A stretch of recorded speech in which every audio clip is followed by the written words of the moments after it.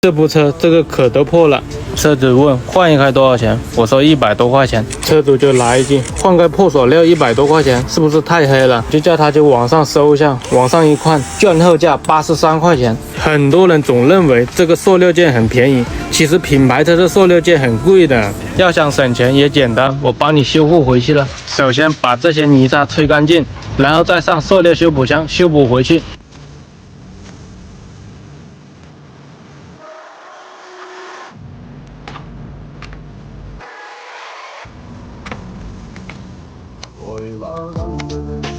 修补完成之后，这样还是不行的，这时候就要拿到这种胶水，你沾一下才不会过水。这种胶水呢，比 A 比较好，用过的都知道，它的缺点就是干的比较慢，可能要2个小时才能干，粘在里面也不会影响美观。